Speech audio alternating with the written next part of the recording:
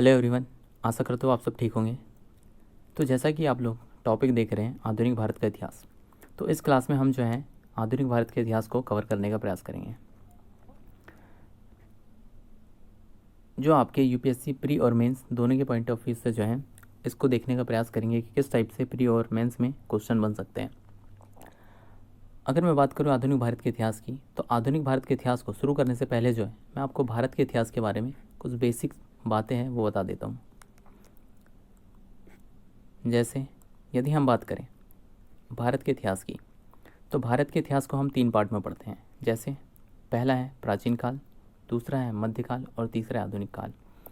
परंतु जब भारत में अंग्रेज़ों का शासन था, ब्रिटिश रूल था, तब ब्रिटिश इतिहासकारों ने इसे 3 भागों में बांटा था।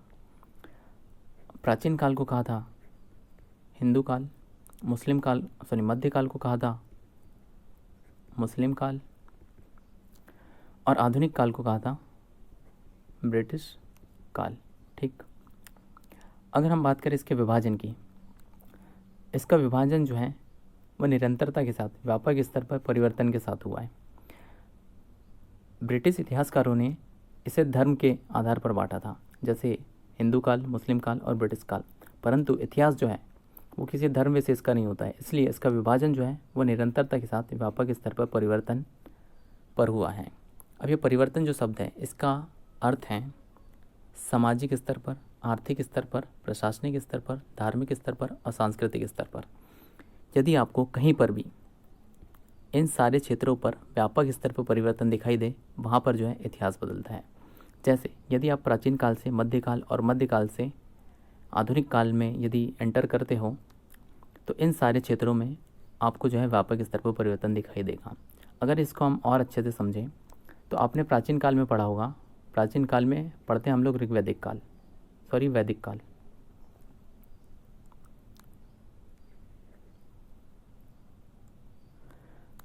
तो आपने प्राचीन काल में पढ़ा होगा वैदिक काल, और वैदिक काल को हम 2 पार्ट में पढ़ते हैं, एक है ऋग्वैदिक काल और दूसरा उत्तर वैदिक काल। तो प्राचीन काल में जो है हम 2 पार्ट में पढ़ते हैं। वैदिक काल को जो है 2 पार्ट में पढ़ते हैं, पहला है ऋग्वैदिक काल और दूसरा है उत्तर वैदिक काल।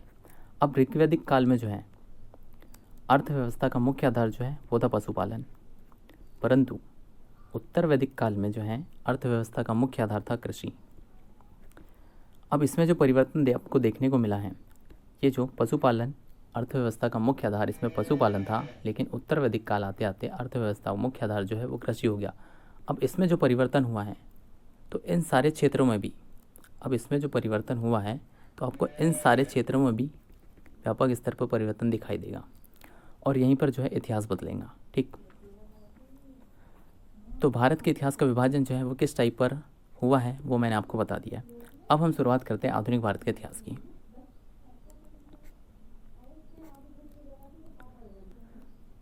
तो आधुनिक भारत का इतिहास,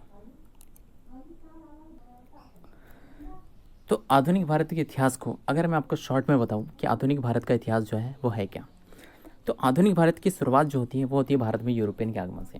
तो हमारा पहला टॉपिक जो होगा वो होगा भारत में यूरोपियन का आगमन। ठीक, और लास्ट में जो है हम इसको पढ़ेंगे कि 2 पार्ट में डिवाइड हो जाएगा, एक है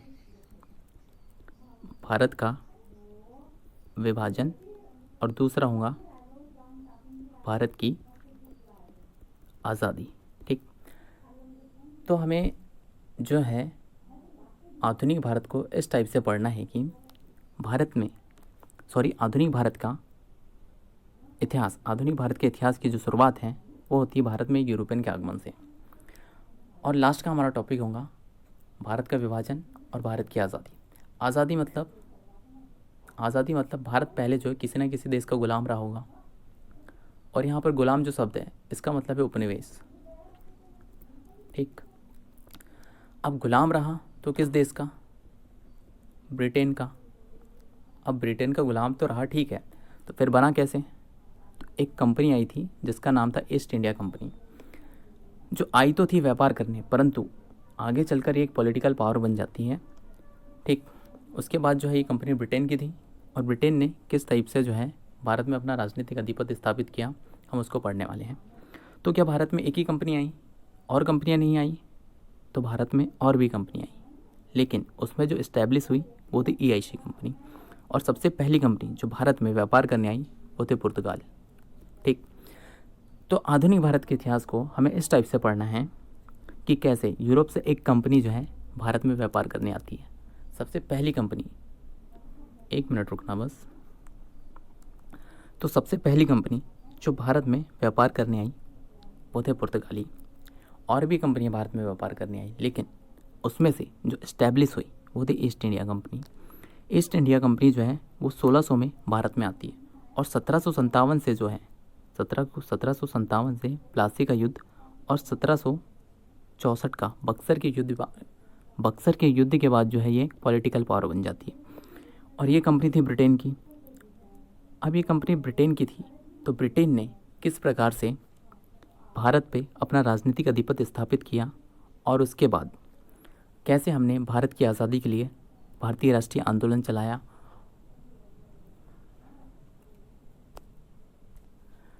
और 1757 से 1947 तक कैसे भारत का इतिहास चलेगा, ये पूरी कहानी जो है वो है आधुनिक भारत का इतिहास। तो मैंने शॉर्ट में एक बार मैं आपको वापस से रिपीट कर देता हूँ कि भारत में जो है यूरोप से एक कंपनी व्यापार करने आती है। सबसे पहली कंपनी जो भारत में व्यापार करने आई उसका नाम था पुर्तगाली कंपनी थी। और भी कंपनी भारत में व्यापार करने आई, लेकिन उसमें से जो इस्टेब्लिश हुई वो थी east India company. East India company जो है वो थी ब्रिटेन की। ये यहाँ पे व्यापार करने आई थी, परंतु 1757 से जो है ये एक पॉलिटिकल पावर बन जाती है और अपना राजनीतिक आधिपत्य स्थापित कर लेती है। ये कंपनी ब्रिटेन की थी। तो ब्रिटेन ने किस टाइप से जो है भारत में अपना राजनीतिक आधिपत्य स्थापित किया और 1757 से 1947 तक कैसे भारत का इतिहास चलेगा, उसके बाद भारतीय राष्ट्रीय आंदोलन और कैसे हमने आज़ादी के लिए संघर्ष किया, ये पूरी कहानी जो है वो है आधुनिक भारत का इतिहास। ठीक, यहाँ तक जो है आपको आई थिंक क्लियर हो गया होगा। तो आधुनिक भारत के इतिहास की पहली यूनिट जो है, आधुनिक भारत के इतिहास की पहली यूनिट जो है उसमें आपको टोटल 3 टॉपिक कवर करना है। पहला टॉपिक है, तो पहला टॉपिक होगा भारत में यूरोपियन का आगमन, दूसरा है उत्तरवर्ती मुगल शासक और तीसरा है 18वीं सदी का भारत। तो भारत में यूरोपियन का आगमन यानी कि भारत में जो है वो यूरोपियन का जब आगमन होगा, भारत में जब यूरोपियन का आगमन होगा उस समय जो है इनका मुख्य उद्देश्य जो है वो व्यापार करना होगा। ठीक, अब जब ये भारत में आ रहे हैं उस समय क्या है, ये जो उत्तरवर्ती मुगल शासक है यानी कि मुगल साम्राज्य जो है वो अपने पतन की ओर होगा। और इस स्थिति में जो है 18वीं सदी का भारत यानी कि उस समय का भारत जो है वो अनेक राज्यों में बटा हुआ होगा और ये राज्य जो है वो आपस में ही लड़ रहे होंगे। जब ये राज्य आपस में लड़ रहे होंगे इसी समय जो है यूरोपियन को इनमें इंटरफेयर करने का मौका मिल जाएगा और ये भारत में अपना जो है राजनीतिक आधिपत्य स्थापित कर लेंगे। ठीक, तो अब जो है हम इसके एक एक टॉपिक को कवर करने का प्रयास करते हैं। तो सबसे पहला हमारा टॉपिक है भारत में यूरोपियन का आगमन।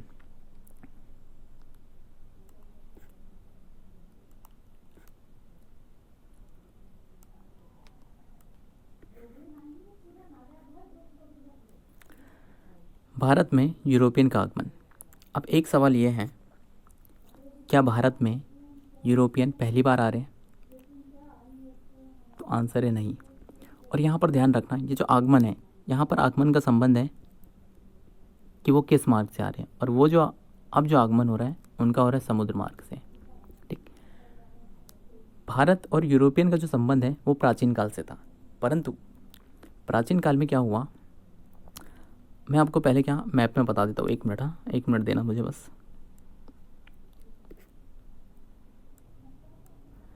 ये वाला जो रीजन है ना, यह है टर्की।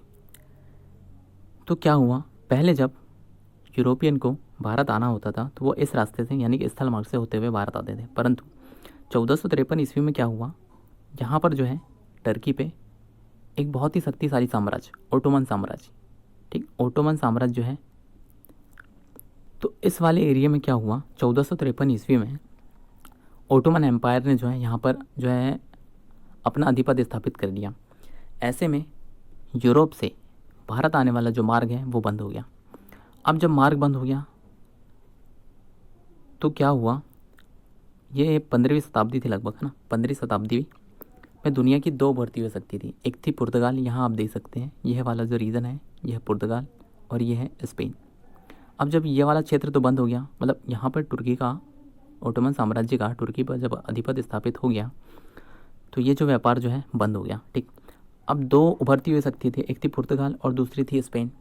अब ये दोनों शक्तियाँ जो हैं समुद्र मार्ग से होते हुए भारत पहुँचने का प्रयास करेंगी। ठीक, तो मैंने आपको बताया कि यूरोपियन का आगमन जो है वो पहले से था, पहले से इनके मध्य जो है व्यापार होता था, परंतु 1453 ईस्वी में जो है ओटोमन साम्राज्य ने जब टर्की पर अपना राजनीतिक आधिपत्य स्थापित कर लिया, उस स्थिति में यूरोपियन को एक आवश्यक मार्ग की आवश्यकता महसूस हुई और उस समय दुनिया की दो उभरती हुई शक्तियाँ, एक थी पुर्तगाल और दूसरी थी स्पेन, ये दोनों शक्तियाँ जो है अब समुद्र मार्ग से होते हुए भारत पहुँचने का प्रयास करेंगी। इतना क्लियर हो गया। अब नेक्स्ट जो है, इतना जो है आपको क्लियर हो गया कि इनके आने का जो कारण है वो क्या था। ठीक, और इनको समुद्र मार्ग से आना क्यों पड़ रहा है। तो यहाँ पर आगमन का जो संबंध है वो होगा कि वो किस रास्ते से भारत आ रहे हैं, और उनके भारत आने का जो मार्ग है वो है समुद्र मार्ग। इसलिए हम लोग पढ़ते हैं भारत में यूरोपियन का आगमन। अब ठीक है, आ रहे हैं, अब इनकी मतलब ऐसी क्या आवश्यकता महसूस हो गई जो जिनको मतलब भारत के साथ ऐसा क्या संबंध था जो इन्हें इतना सफ़र करके समुद्र रास्ते से होते हुए भारत आ रहे हैं। तो इनके आने के कुछ कारण थे, जैसे यूरोप में मसालों की आवश्यकता, और दूसरा कारण है पुनः जागरण। अब पुनः जागरण के कारण क्या हुआ, पुनः जागरण के कारण नई तकनीकों का विकास हो गया, जैसे जहाज, दिशा सूचक यंत्र। तो वहाँ के शासक ने क्या सोचा कि समुद्र मार्ग से होते हुए उन्होंने व्यापार को बढ़ावा दिया, जिसके चलते जो है ये जो है अलग अलग कॉन्टिनेंट की खोज करने लगे। और तीसरा कारण जो है वो है दिशा सूचक यंत्र का विकास होना, दिशा सूचक यंत्र का विकास होना। ठीक,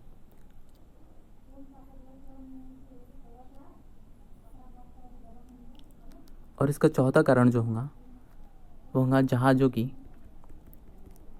की नई तकनीक का विकास होना, नई तकनीक का विकास। तो कुछ इसके इम्पोर्टेंट कारण थे यूरोपियन के भारत आने के। तो सबसे पहला कारण है यूरोप में मसालों की आवश्यकता। दूसरा है पुनः जागरण के कारण वहाँ के शासकों ने समुद्र रास्ते से होते हुए व्यापार पर बल दिया। और तीसरा जो कारण है वो है दिशा सूचक यंत्र का विकास होना। और चौथा कारण है जहाज़ों की नई तकनीक का विकास होना। ठीक, इतना है, आई थिंक आपको क्लियर हो गया होगा। तो आगे बढ़ने से पहले मैं आपको यूरोप की जो है वो जोग्राफिक लोकेशन बता देता हूँ, उसके बाद जो है हम इसे आगे पढ़ने का प्रयास करेंगे। अगर हम इसकी जोग्राफिक लोकेशन देखें यूरोप की,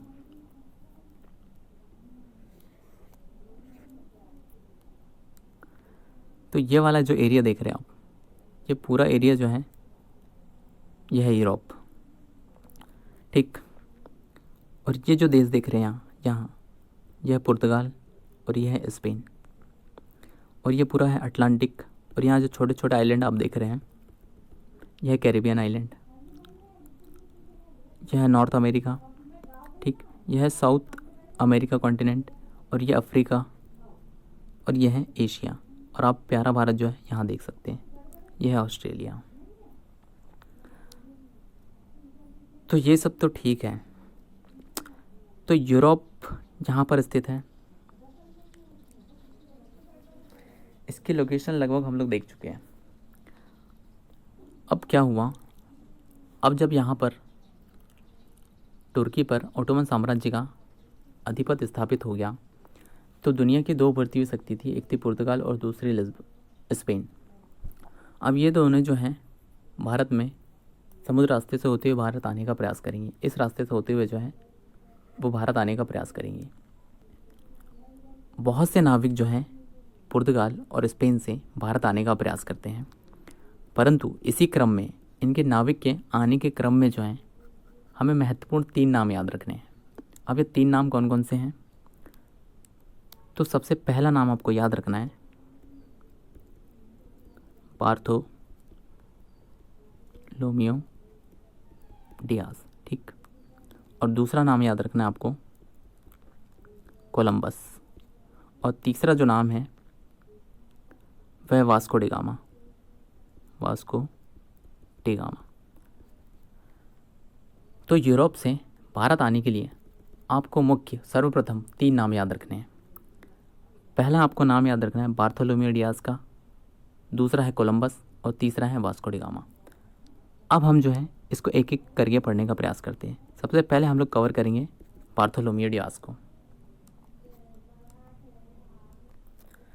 तो क्या हुआ, बहुत सारे नाविक जो हैं ये रास्ता यहाँ पर ओटोमन साम्राज्य का जब आधिपत्य स्थापित हो गया तो बहुत से नाविक यूरोप से जो है बहुत से नाविक भारत की खोज के लिए निकले।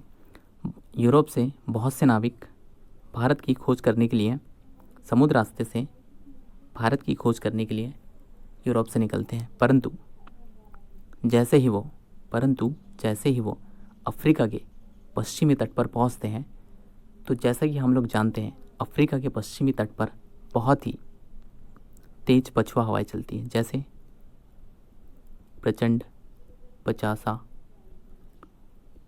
गरजता, साठा, चीखता, चालीसा। इन पछुआ हवा के कारण क्या होता है, यहाँ पर एक भयानक गरज उत्पन्न होती है। अब इस गरज के कारण जो है नाविक यहाँ तक तो पहुँच जाते हैं, परंतु इस गरज के कारण डर कर ये यहीं से वापस लौट जाते हैं। यहाँ तक तो पहुँच गए, परंतु इन हवाओं के डर के कारण जो है ये यहाँ से वापस लौट गए। और इससे आगे बढ़ने में जिस व्यक्ति को सफलता प्राप्त हुई वो पहला व्यक्ति था बार्थोलोम्यू डियाज। तो बार्थोलोम्यू डियाज जो है 1486 में यहाँ पर पहुँचता है साउथ अफ्रीका के दक्षिणी तट पर केप ऑफ गुड होप के पास। तो 1486 में जो है बार्थोलोम्यू डियाज यूरोप से निकलता है भारत जाने वाले समुद्र मार्ग की खोज पर, परंतु वो यहीं पर पहुंचता है और यहीं से उससे आगे अब पता नहीं है कि भारत है कहाँ, भारत के जाने वाला रास्ता जो है समुद्र मार्ग वो है कहाँ। यहीं से बात जो है वो वापस लौट जाता है। तो पहला व्यक्ति था जो केप ऑफ गुड होप में पहुंचा, वो था 1486 में बार्थोलोम्यू डियाज। वनडे एग्ज़ाम में जो है यहाँ से डायरेक्ट आपको क्वेश्चन मिल जाएगा, पूछ लेगा कि केप ऑफ गुड होप की ये जो है केप ऑफ गुड होप की खोज जो है वो किसने की थी। तो केप ऑफ गुड होप की खोज करने वाला पहला व्यक्ति था बार्थोलोम्यू डियाज। तो ये बात आपको ध्यान रखना है। अब नेक्स्ट जो व्यक्ति था वह कोलंबस। अब कोलंबस का ऐसा मानना था, कोलंबस का मानना था कि पृथ्वी है गोल, पृथ्वी जो है वह गोल है। अगर हम यहाँ से ऐसा निकलें, यहाँ से यदि हम ऐसा निकलें तो हम घूमकर जो है भारत पहुँच जाएंगे। यदि हम यहाँ पर ऐसा चले तो इस रास्ते से घूमकर जो है भारत आ सकते हैं, परंतु और वो इसी सोच के साथ जो है यूरोप से निकलता है 1492 में। जब वो यहाँ से निकला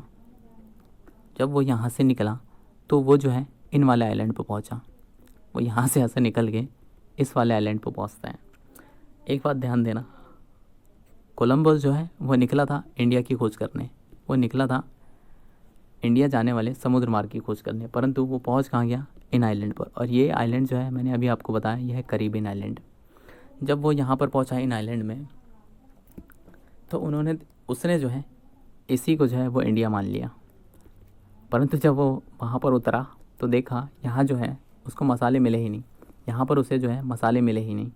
अब जब मसाले नहीं मिले तब उसने कहा कि मैं जो है पूर्वी गोलार्ध के बजाय दक्षिणी गोलार्ध पर आ गया हूँ और उसी ने इसका नाम दिया था वेस्ट इंडीज़। ठीक, तो ध्यान रखना कि कोलंबस जो है वो इंडिया की खोज करने निकला था इतिहास के रिस्पेक्ट में। ठीक, और वैसे अगर हम देखा जाए तो नॉर्थ कॉन्टिनेंट जब हम लोग पढ़ते हैं तो पहला सवाल जो बनता है वो ये है कि इस कॉन्टिनेंट की खोज किसने की, तो वो था कोलंबस। अगर हम इतिहास की रिस्पेक्ट में बात करें तो वो निकला इटली था इंडिया की खोज करने, परंतु वो पहुंचा कहाँ, इन आइलैंड पर, और इन आइलैंड को उन्होंने नाम दिया था वेस्ट इंडीज़। तो ये बात जो है आपको ध्यान रखना है 1492 में। अब अगला व्यक्ति है वास्को डी गामा।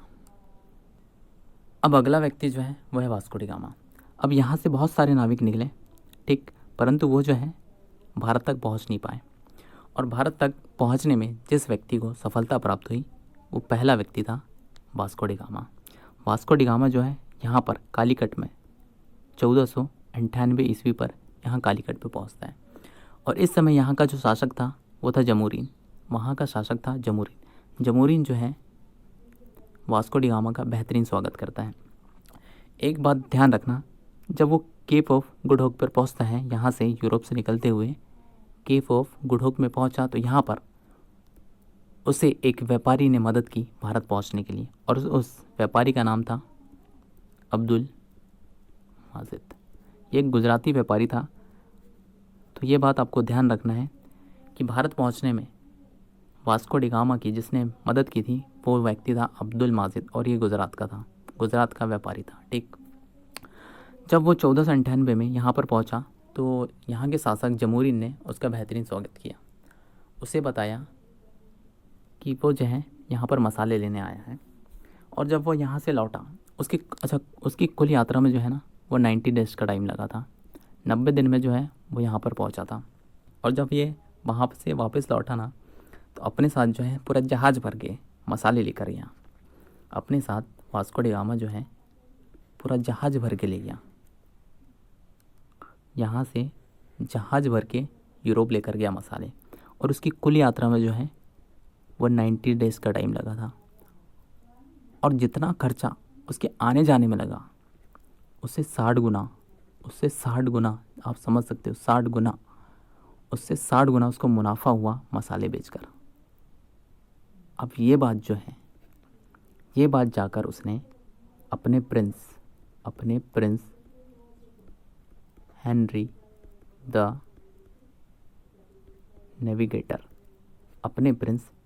नेविगेटर को बेहतरीन तरीके से समझाया कि कैसे भारत के साथ व्यापार करने में असीम संभावना है और कितने सारे लाभ हैं। ऐसे में हेनरी द नेविगेटर ने एक कंपनी की स्थापना की जिसका नाम था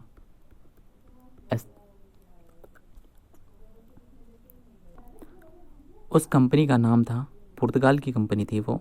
ठीक, उस कंपनी का नाम था एस्ताडो द इंडिया। ठीक, तो अब ये पहली कंपनी जो है वो भारत में व्यापार करने आएंगी। तो सबसे पहली कंपनी जो भारत में व्यापार करने आई वो थी एस्ताडो द इंडिया, और ये कंपनी थी पुर्तगाल की, और इसकी स्थापना जो है वो वहाँ के प्रिंस ने की थी। इसका मतलब ये कंपनी है सरकारी। अब जब ये कंपनी भारत में व्यापार करने आई तो पूरे यूरोप में जो है ये बात आग की तरह फैल गई कि यूरोप से भारत जाने वाले जो समुद्र मार्ग हैं उसकी खोज हो चुकी है और पुर्तगाल जो है उसके साथ व्यापार कर रहा है। ऐसे में अब जो है पूरे एक एक करके यूरोप के जो हैं एक एक करके सारे नाविक भारत पहुंचने का प्रयास करेंगे, भारत के साथ व्यापार करने का प्रयास करेंगे। ऐसे में बहुत सारी कंपनियां भारत में व्यापार करने आती हैं, जिसमें से हम जो है, तो अगला हमारा टॉपिक जो है वो भारत में यूरोपियन का आगमन। अब ये जो आगमन है वो दो टाइप से हुआ है, एक है नाविक के रूप में और दूसरा है कंपनी के रूप में। ठीक, तो भारत में यूरोपियन का आगमन जो हुआ है, भारत में यूरोपियन का आगमन, तो एक हुआ है नाविक के रूप में और दूसरा है कंपनी रूप में। तो सबसे पहले हम लोग नाविक को देखते हैं। अब नाविक में सबसे पहला जो था वो था पुर्तगाल, ठीक है, पुर्तगाली। अभी मैंने आपको बताया वास्को डी गामा 1486 में। उसके बाद आते हैं डच, और डच जो है बेसिकली नीदरलैंड या हॉलैंड के लोगों को डच कहा जाता है। फिर आते ब्रिटिश यानी कि अंग्रेज, ठीक, और उसके बाद आते हैं डेनिश,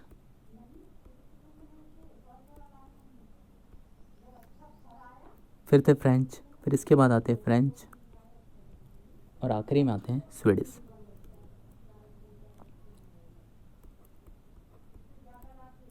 ठीक, मुझसे लिखना जो है वो बन नहीं रहा, आप समझ लीजिए, ठीक है। आपको जो इसलिए समझ में आना चाहिए, जो मैं बोल रहा हूँ उसको आप सुनने का प्रयास करें ठीक से। तो सबसे पहले पुर्तगाली नाविक आया, फिर आते हैं डच, फिर आते हैं ब्रिटिश, फिर आते हैं डेनिश, फिर आते हैं फ्रेंच, फिर आते हैं स्वीडिश। ये क्रम जो है आपको याद रखना है। ये क्रम कभी कभी क्या है, ऐसा आपको क्वेश्चन दे देगा और मैच करने बोलेगा, या फिर समय के अनुसार यानी कि आने का क्रम जो है उसको मैच करने को बोल देगा आपसे। तो क्रम आपको याद रखना है। तो सबसे पहले आते पुर्तगाली, फिर आते डच, फिर आते ब्रिटिश, फिर आते डेनिश, फिर आते फ्रेंच, फिर आते स्वीडिश। सबसे लास्ट में जो आते हैं वह है स्वीडिश। अब हम कंपनी की बात करें तो सबसे पहली कंपनी जो है वो आती है एस्तादो द इंडिया, और वो कंपनी थी पुर्तगाल की, ठीक। उसके बाद आते हैं ब्रिटिश, उसके बाद आती है ब्रिटिश कंपनी, और उसके बाद आते हैं डच, फिर आता है डेनिश, फिर आते हैं फ्रेंच, और फिर आते हैं स्वीडिश, ठीक। तो आपको इसमें एक बात ध्यान रखना है कि डच नाविक जो है वो 1595 में भारत आ गया था, परंतु डच कंपनी जो है वो 1602 में भारत आती है। और ब्रिटिश नाविक पहले आया, लेकिन ब्रिटिश कंपनी जो है वो 1600 में आती है। तो इसमें इस दो में जो है आपको ध्यान देना है कि नाविक जो है, डच नाविक पहले आया लेकिन डच कंपनी बाद में आती है। ब्रिटिश नाविक जो है बाद में आया, लेकिन ब्रिटिश कंपनी जो है वो पहले आती है। तो आपको इन दोनों में जो है वो ध्यान देना है, बाकी सब सेम जैसा का वैसा रहेगा। और जो पुर्तगाल है वो आते हैं 1498 में, डेनिश आते हैं 1616 में, फ्रेंच आते हैं 1664 में, और स्वीडिश जो आते हैं वो है 1731 में। तो मैं एक बार वापस से रिपीट करवा दे रहा हूँ, हमने अभी तक क्या क्या देखा। तो भारत में यूरोपियन का आगमन जो है वो दो टाइप से हुआ है। पहला नाविक के रूप में और दूसरा है कंपनी के रूप में। नाविक के रूप में सबसे पहला नाविक आता है पुर्तगाल का, फिर आते हैं डच, फिर आते हैं ब्रिटिश, फिर आते हैं डेनिश, फिर आते हैं फ्रेंच, उसके बाद लास्ट में आते हैं स्वीडिश। अगर हम कंपनी की बात करें तो कंपनी में सबसे पहली कंपनी थी पुर्तगाल, फिर थे ब्रिटिश, फिर आते हैं डच, फिर डेनिश, फिर फ्रेंच, फिर स्वीडिश। आपको ब्रिटिश और डच में ध्यान देना है कि डच नाविक पहले आता है लेकिन डच कंपनी बाद में आती है, ब्रिटिश नाविक बाद में आता है लेकिन ब्रिटिश कंपनी पहले आती है।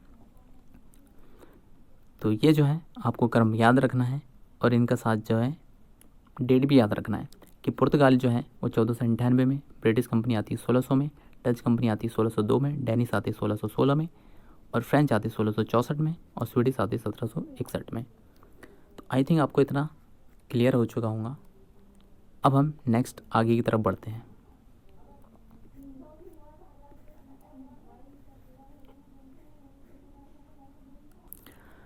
और इन एक एक कंपनियों को पढ़ने का प्रयास करेंगे। इसमें से जो जो इम्पोर्टेंट होगा मैं आपको बताते जाऊंगा, ठीक है। किस टाइप से क्या क्या क्वेश्चन बन सकते हैं वो मैं आपको बता दूंगा, टेंशन लेने की ज़रूरत नहीं है। एक एक कंपनी जो है जिसमें जो जो पॉइंट इंपॉर्टेंट होंगे उसको हम देखते चलेंगे। तो सबसे पहले हमारी जो कंपनी है वो है पुर्तगाल। मैं यहाँ लिख देता हूँ ऊपर, हम पढ़ रहे हैं पुर्तगाल। तो पुर्तगाल में हमने अभी पढ़ा वास्को डी गामा को। वास्को डी गामा जो है 1498 में भारत पहुंचता है। भारत पहुंचने, अच्छा एक बात ध्यान रखना, वास्को डी गामा ने जो है भारत की खोज नहीं की, भारत पहुंचने वाले समुद्र मार्ग की खोज की। ये बात ध्यान देना। वनडे एग्ज़ाम में क्या होता है, आपको सीधा सीधा दे देता है कि बताइए भारत की खोज किसने की। तो भारत की खोज जो है वो वास्को डी गामा ने नहीं की, उस समुद्र मार्ग की खोज की। भारत तो था पहले से ही, हाँ, तो समुद्र मार्ग की जो है वो खोज की 1498 में। उसके बाद एक कंपनी आती है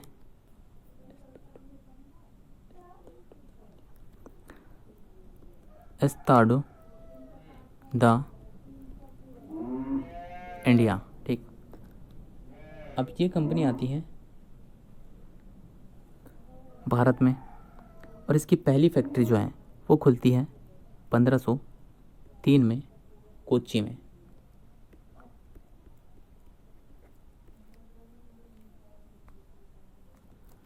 इसकी पहली फैक्ट्री जो खुलती है वो खुलती है कोच्चि में और इसका हेडक्वार्टर जो है, इस कंपनी का हेडक्वार्टर वो भी बनता है कहाँ, कोच्चि। अब कोच्चि से यहाँ जो है वो काली मिर्च का व्यापार करते थे, यहाँ से वो काली मिर्च का जो है व्यापार करते हैं। और इस कंपनी का पहला गवर्नर, इस कंपनी का पहला गवर्नर जो भारत आता है उसका नाम था Francisco de Almeida, Francisco de Almeida, ठीक।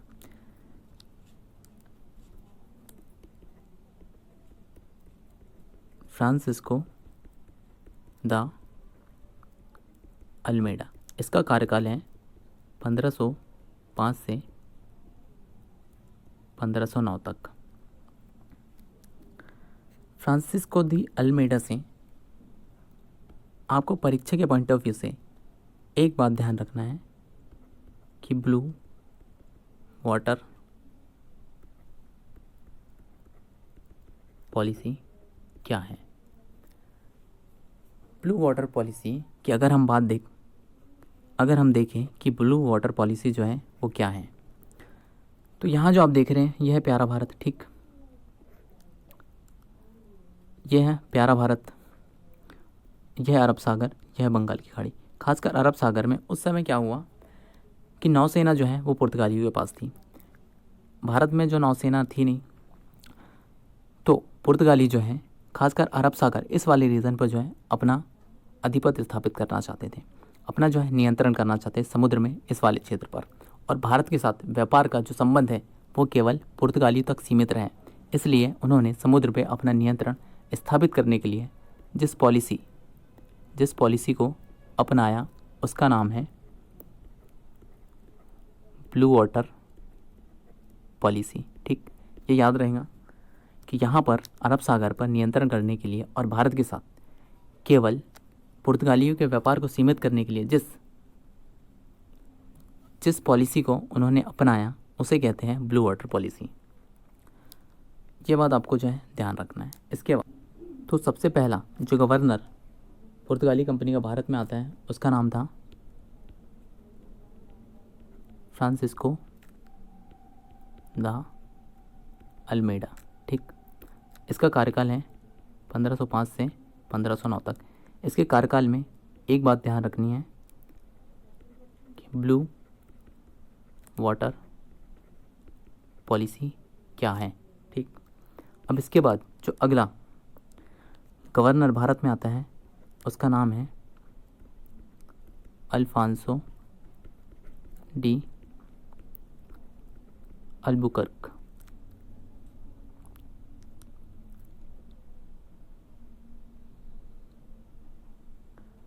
अल्बर्क, ठीक। इसका कार्यकाल है 1509 से 1515 तक। इसके समय में आपको कुछ महत्वपूर्ण बातें याद रखनी है। अल्फांसो डी अल्बुकर्क जो है इसे पुर्तगाली कंपनी का वास्तविक संस्थापक कहा जाता है। पुर्तगाली कंपनी जब भारत के साथ व्यापार करने आई तो इन्होंने क्या अपनी फैक्ट्री इस्टेब्लिश करना शुरू किया। लेकिन अल्फांसो डी अल्बुकर्क जब इसका गवर्नर बन के आया तो उसके समय इस कंपनी का विस्तार जो है वो बहुत ज़्यादा हुआ। अलग अलग जगह जो है नई नई फैक्ट्री इस्टेब्लिश हुई और इसी के समय 1510 में गोवा पर नियंत्रण हुआ और आगे चलकर जो है ये इनकी राजधानी बनता है, जो 1961 तक इनकी राजधानी रहता है। ठीक, तो ये बात आपको ध्यान रखना है। और इसी के समय जो है मलक्का और हारमुज़ जल संधि, हिंदी में स्ट्रेट, मलक्का और हारमुज़ स्ट्रेट पर इसी के समय कब्जा हुआ था। इसी के समय पुर्तगाली कंपनी ने जो है कब्जा कर लिया था उस पर। दमन और दीव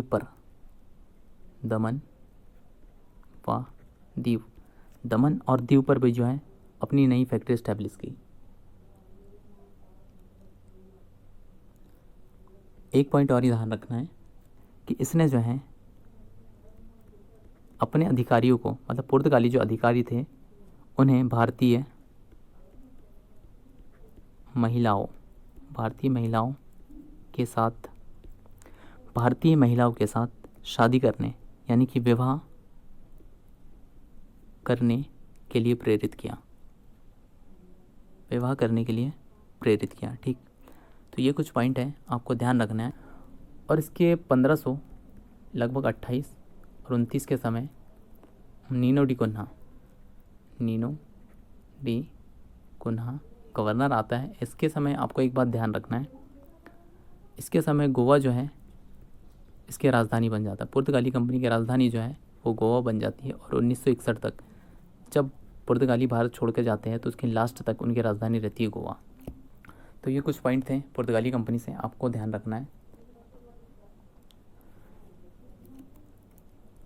अब पुर्तगाली कंपनी की देन क्या है?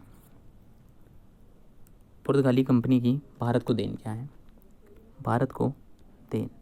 ठीक, पुर्तगाली कंपनी की देन भारत को, तो इसकी पहली देन जो है वो है प्रिंटिंग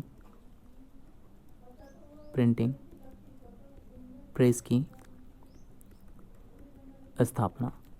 प्रिंटिंग प्रेस की स्थापना जो है वो 1556 पर होती है। ठीक, अफीम की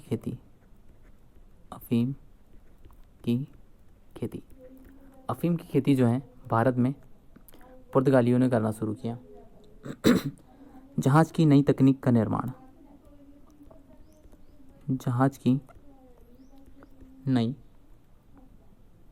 नई तकनीक का विकास।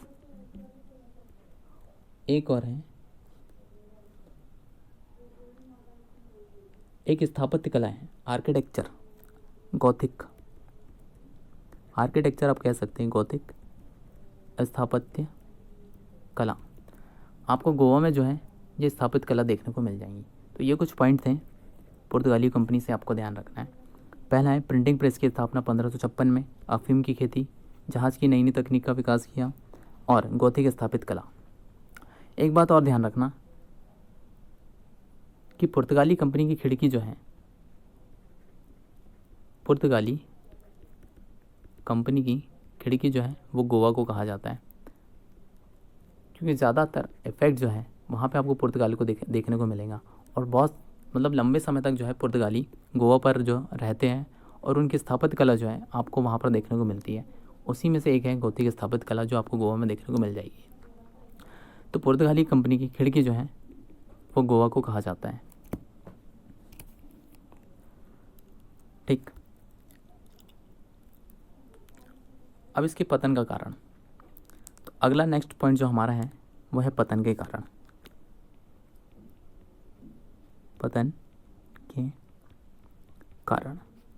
तो पुर्तगाली कंपनी के पतन का सबसे पहला जो कारण है वो है, एक मिनट, क्या लिख दिया मैंने,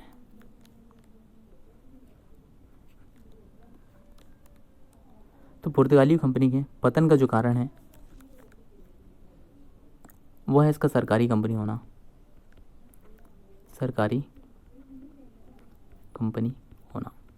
अब सरकारी कंपनी होना मतलब, यदि ये एक सरकारी कंपनी थी, इसका मतलब वहाँ की सरकार, मतलब पुर्तगाली सरकार का इसमें हस्तक्षेप जो है वो बहुत ज़्यादा था।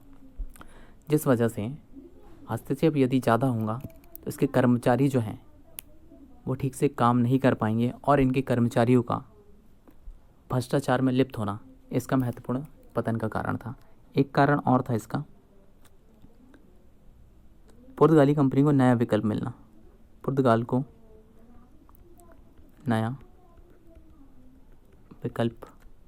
नया विकल्प के रूप में इन्हें मिला ब्राज़ील, जिस वजह से उनका ध्यान जो है भारत की तरफ से कम हो गया। और इनके पतन का एक कारण ये भी था ईसाई मिशनरियाँ। अब ये ईसाई मिशनरियाँ क्या है? जब भारत में पुर्तगाली व्यापार करने आए तो ये थे ईसाई धर्म के, मतलब ये क्रिश्चियन है ना। तो इन्होंने भारत में जो है धर्म परिवर्तन का काम इतनी तेज़ी से किया कि इनसे परंपरागत समाज जो है वो नाराज़ हुआ और इनके खिलाफ हो गया। ये भी इनका एक मुख्य पतन का कारण था, ये बात आपको ध्यान रखना है।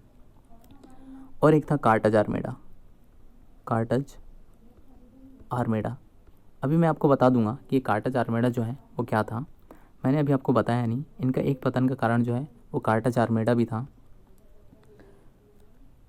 और इसका आखिरी जो कारण है वो है AIC जैसी प्रतिद्वंदी जो कंपनी है उनकी प्रतिद्वंदिता को ना झेल पाना। AIC जैसी शक्तिशाली कंपनी की प्रतिद्वंदिता को ना झेल पाना। तो ये कुछ इसके महत्वपूर्ण कारण थे, मैं आपको बोल के बता देता हूँ। आप चाहे तो इसके नोट्स भी बना सकते हैं।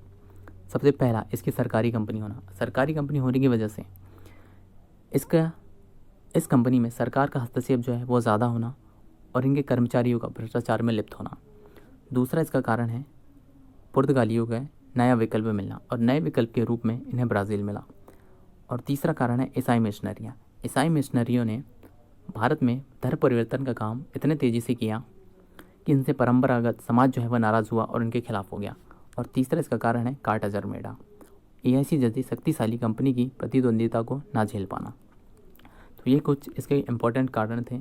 तो अब मैं आपको ये जो है कार्टज आर्मेडा उसके बारे में बता देता हूँ कि कार्टज आर्मेडा जो है वो क्या है। अगर हम कार्टज आर्मेडा की बात करें तो कार्टज आर्मेडा को यदि हम समझें तो ये है अरब सागर, ठीक। ये पूरा इंडियन ओशियन है और यह इधर है बंगाल की खाड़ी। तो पुर्तगाली जो हैं समुद्र में अपना नियंत्रण स्थापित करना चाहते थे। उसके लिए उन्होंने एक तो ब्लू वाटर पॉलिसी चलाई और दूसरी थी कार्टज आर्मेडा। तो कार्टज आर्मेडा के तहत उन्होंने क्या किया, खासकर अरब सागर वाले रीजन पर यहाँ से जितने भी जहाज़ गुजरते थे, यहाँ से जाने वाले जितने भी जहाज़ थे, उन जहाज़ों से वो एक प्रकार का शुल्क लिया करते थे।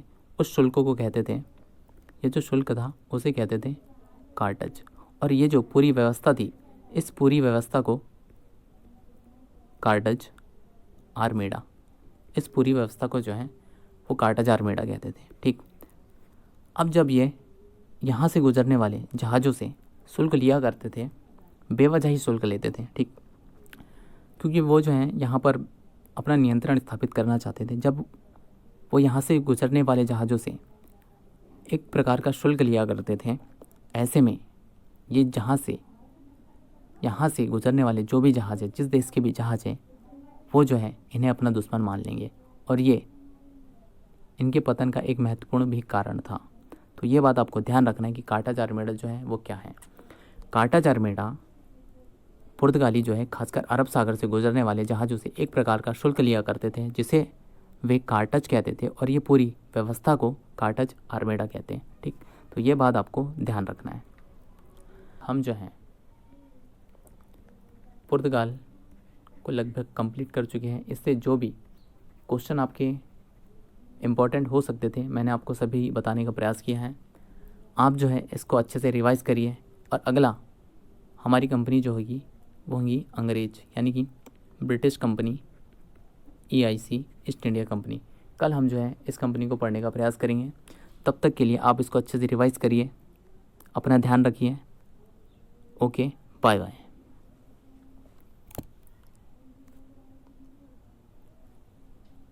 तब तक के लिए धन्यवाद। आप अपना ध्यान रखिए, इसको अच्छे से रिवाइज करिए। Bye bye.